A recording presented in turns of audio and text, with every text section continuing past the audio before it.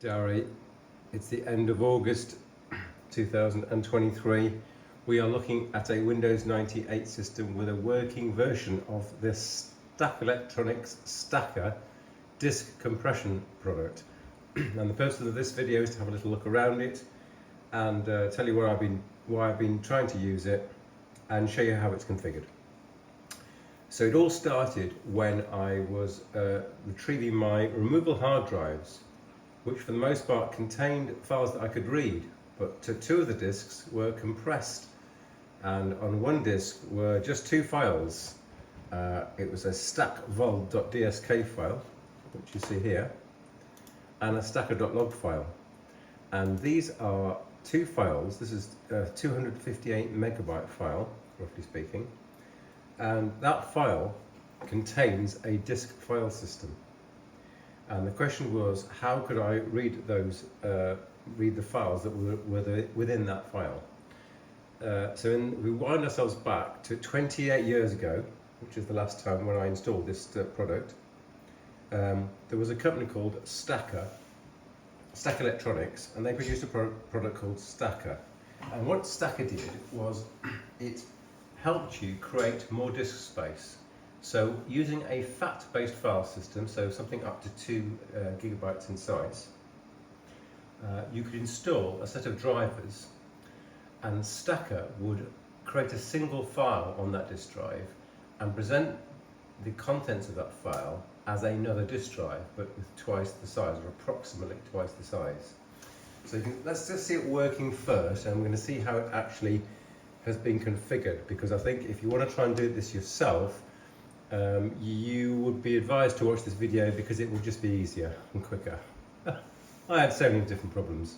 So we have got a D drive, and that's the uncompressed drive. And if I run the Stacker program here, cd/stacker, which is where it puts itself when you install it, and just do Stacker, you'll see that there's a file on the E drive called stacvol.dsk, which is 252 megabytes in size, but Stacker has made a D drive out of that. So on the D drive, you see I've got a directory, another directory, another directory, and a file, and that's the unpacked version.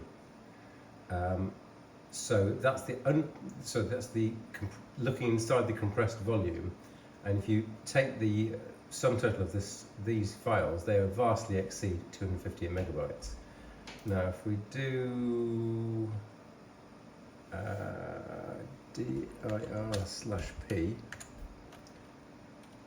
we can look at the files that come with the Stacker product. So slowly, just let's look through these files. There's the config.exe file, which allows you to configure the Stacker, and I used that after I'd installed it. There's the setup.exe program. There's a defrag program to defragment that single file and make it run faster. And in this directory, we also have OS2 programs as well. So if you run a lot of these programs, it'll say, "Oh, I'm terribly sorry, I can't run these. We're not in OS2." There's a sysinfo file which allows you to get the system information from the system and send a support request to Stacker. Okay, so if I run the check program, I'm going to say check the D drive, and the D drive is the uncompressed drive, and now it's checking that stacvol.dsk file for errors. You can also run check disk, but this will show me the compression ratio. So I'm afraid you're going to have to wait until we get to 120,891 to see the result.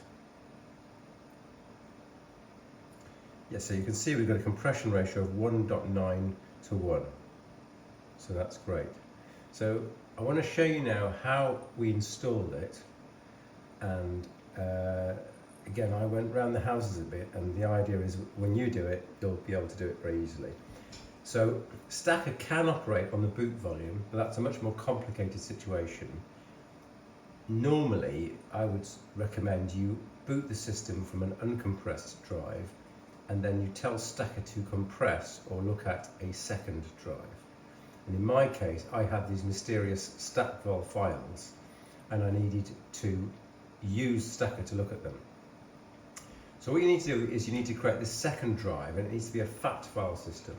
So I would recommend booting up your vintage computer system. By the way, it can be a physical system or it can be a virtual system, but I'll just talk as though it's a physical system. So I needed to use fdisk to, I needed to create a partition first on the second disk. So I physically plugged in a second disk. I booted up with a Windows 98 startup disk, and then I used fdisk to put a partition on that second disk. But I had to be careful to make a FAT, not FAT32 partition. So when you go into fdisk and it says, would you like to use the maximum blah blah blah, you say no to that, and then it creates a FAT partition, and you have to create it smaller than 2 gigabytes. I think I just created 500 megabytes.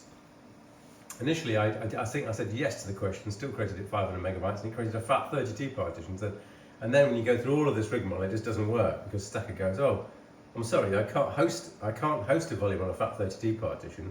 So make sure you create a disk with a FAT partition. Next, you're going to need the binaries. Now, believe it or not, I have kept all of those binaries from 1995 and before. So I had the Stacker binaries. I had 3 physical disks. I only seemed to need 2 of them, which is a bit weird.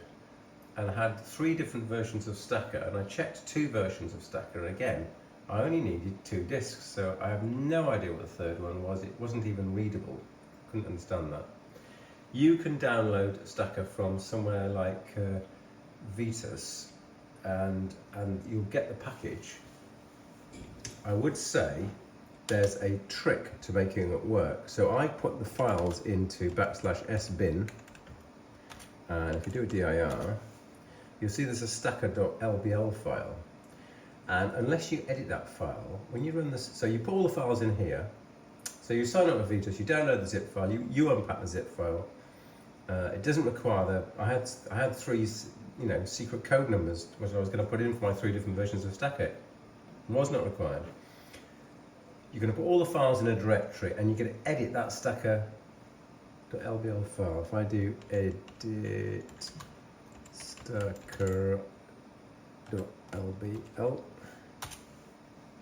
you'll see it now says Stacker diskette 1 of 1, and it used to say 3 of 3, and that was because I only had 2 working diskettes, so it just didn't work. So change it to that. Run setup. Setup will put all the files into /config.sys, /stacker, and it will also edit your autoexec.bat and config.sys. Now, all of this is going to be done at the DOS prompt. It cannot be done within Windows 98 in my particular example. Yet, once it's running, Windows 98 will start up. Now, the weird thing is, let's look at our config.sys files. The weird thing is that when I initially configured Stacker, it definitely had some lines in config.sys. I'm going to prove it because I've still got the lines there. Config.sys. But now it's not using them. It's most bizarre. So here's config.sys. And you'll see at the end, I've remmed out these lines. But initially, when Stacker was running, it was using these 2 device drivers. And now it's not using these 2 device drivers, and nor is there anything in autoexec.bat. Well, there's one thing I'm going to show you, and that must be how it's working. But originally, it was just using these 2 device drivers. But when I installed it, again, this is under DOS, and then I ran the config program. The config program, when it had a little poke around, it found out that I had a drive on which I'd placed stacvol.dsk. It then edited files on the C drive in the root directory. So let's get this straight. I ran Stacker. I installed Stacker with a setup program. It was definitely using these lines in config.sys. Now it is not using those lines. If I look at autoexec.bat, edit /auto exec.bat. We will see that right at the top it's running stacker check /wp, and I think that must be what is launching the stacker binaries. I think that is what's triggering it. And also it's created in the root directory. I type stacker.ini, it's created that. So it knows that I've got something on the D drive, and it knows that presumably the binaries are located on the C drive in /stacker. So it's all flipping working. I am very, very pleased. Here is the drive, and here is here's the basic drive with stacker.dsk, stacker.log. There's the two files I've transferred. It's just created that right now. And meanwhile, this is the uncompressed. Sorry, this is the drive with a view which is locked. So here is the original drive, with just the two files, and this is a view onto the D drive, which is made looking into this stacker.dsk file. And you can see we've got different directories. Now, ironically, these directories are not the files I actually wanted. I've been so clever in 1990.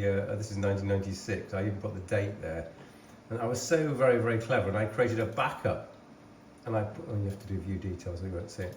I created a backup. So I still can't see the files because I can't quite figure out which backup this was. None of the backups I've tried, OS2 or DOS 3, 4, 5, have worked. The restore command just says this is not the right program.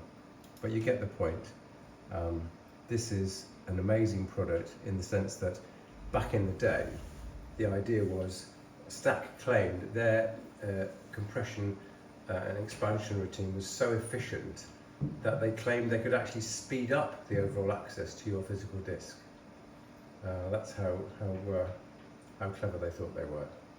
Okay, diary, that is Stac Electronics Stacker, a disk compression tool from the 1990s, working again on my physical Windows 98 system. You can do exactly the same thing and do your virtualized system. Personally, I always love VMware to do this kind of thing.